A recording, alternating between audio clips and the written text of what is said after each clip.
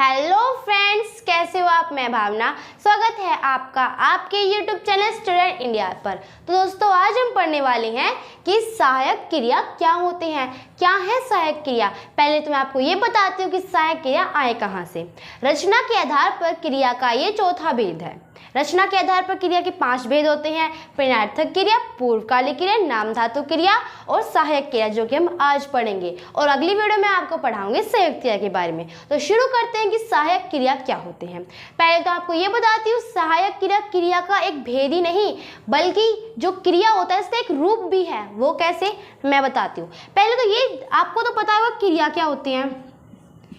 क्रिया होता है किसी काम के करने या होने का जो हमारा बोध कराता है। कोई काम हो रहा हो या उस काम को हम कर रहे हो, उसे क्या कहते हैं, क्रिया कहते हैं। कोई एक्शन हो रहा हो, किसी में हमारी ऊर्जा लगे, ये सब क्या कहलाता है, हमारी क्रिया कहलाता है। क्रिया 2 प्रकार की होती हैं।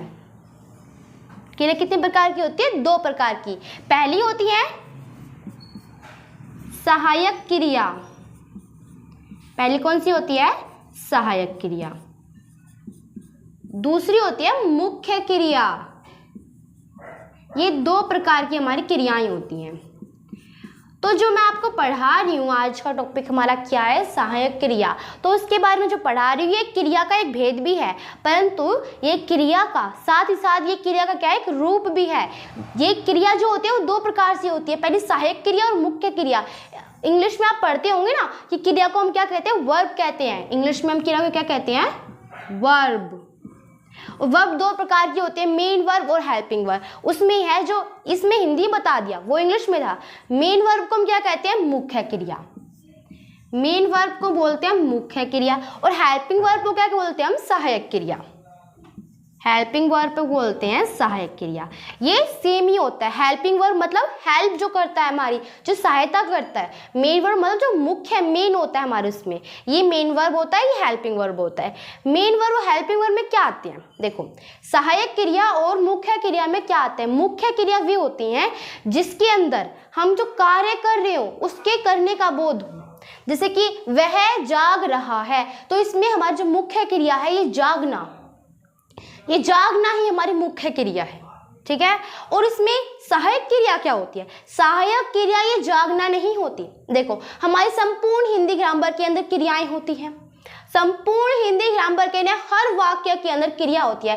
क्रिया के बिना कोई वाक्य नहीं होता। जैसे मेरे पास एक पेन है, अब पेन की अगर इंक नहीं होगी तो पेन चल सकता है, बिल्कुल भी नहीं चल सकता। उसी प्रकार अगर क्रिया नहीं होगी तो सेंटेंस का कोई नाम और निशान ही नहीं होगा। सेंटेंस बन ही नहीं पाएगा, वाक्य बन ही नहीं पाएगा। अब ये पूरा वाक्य है, अगर इसके अंदर हम क्रिया ना लगाएं, ये क्रिया है जाग, ये क्रिया है, कौन सी क्रिया है, मुख्य क्रिया। चाहे मुख्य क्रिया आ जाए या सहायक क्रिया आ जाए, कोई भी क्रिया आ जाए, तो वह जाग रहा होगा। इसके अंदर जागना क्या हुआ, हमारी मुख्य क्रिया, मेन वर्ब, और इसके अंदर रहा होगा, ये है हमारी सहायक क्रिया, हेल्पिंग वर्ब। जाग रहा होगा, ये पूरी ही एक, या हम ऐसे कह सकते हैं जो पूरा ही है, जाग रहा होगा, ये पूरी हमारी क्रिया है।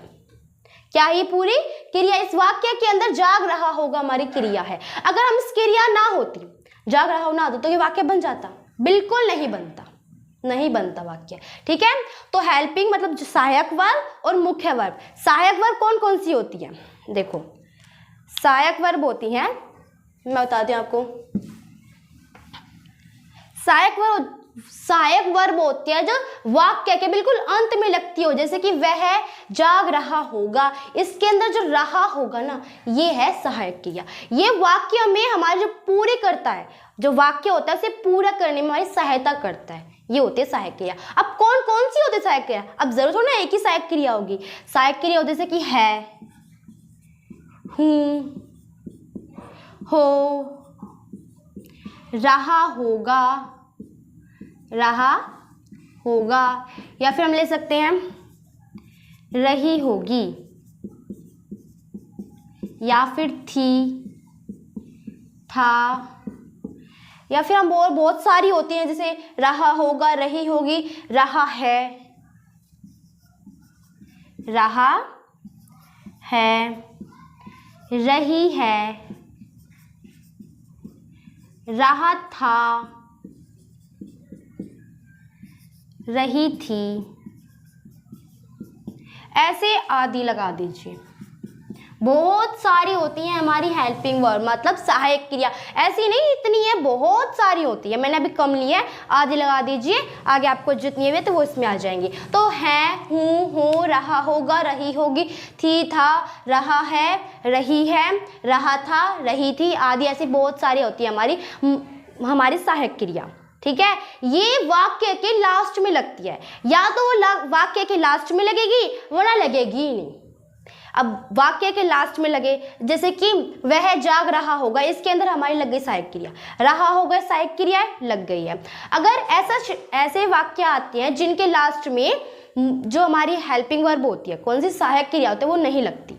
अब जैसे कि रमेश मंदिर जाकर पूजा करेगा, करेगा लगाए लास्ट में, और करेगा क्या है, हमारी मुख्य क्रिया, इसमें जिसमें ऊर्जा लगती हो वो क्या होती है, मुख्य क्रिया। मुख्य क्रिया कौन कौन सी होती है, मैंने आपको सहायक क्रिया तो बता दी, अब मुख्य क्रिया होती है जैसे कि चलना, दौड़ना, भागना, खाना, पीना, ऐसी बहुत सारी होती है, ऐसी कूदना, ऐसी बहुत सारी होती है हमारी मुख्य क्रियाएं।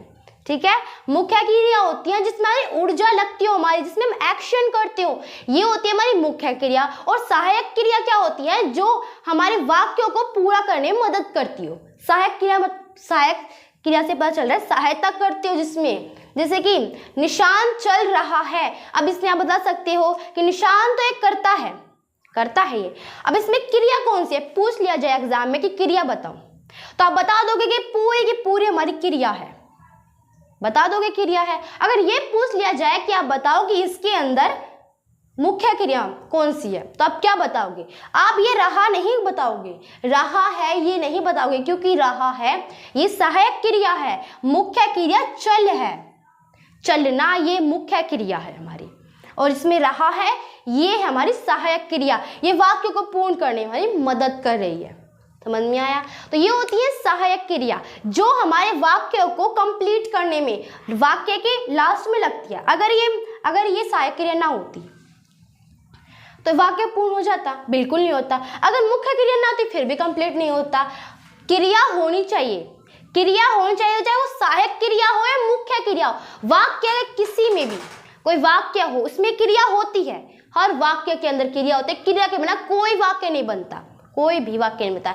चाहे उस क्रिया के अंदर, चाहे उस वाक्य के अंदर कोई भी क्रिया आती है, सहायक क्रिया है या मुख्य क्रिया है, कोई भी क्रिया पर क्रिया आना जरूरी होता है। ठीक है, तो ये होती है सहायक क्रिया। क्या होती है सहायक क्रिया, फिर से रिपीट कर लेते हैं।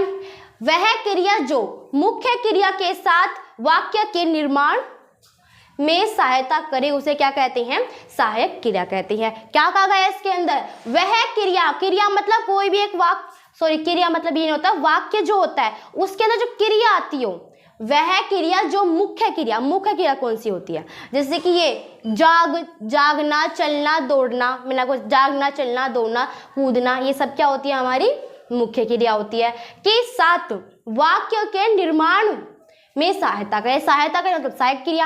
अब वाक्य के निर्माण में, वाक्य को बनाने में हमारी सहायता कौन करता है, सहायक क्रिया करता है। अब लास्ट में मुख्य क्रिया के लास्ट में क्या लगा, सहायक क्रिया लगी, मुख्य क्रिया के साथ मतलब मुख्य क्रिया के साथ ही लगी है ये, तो ये होती है हमारी सहायक क्रिया।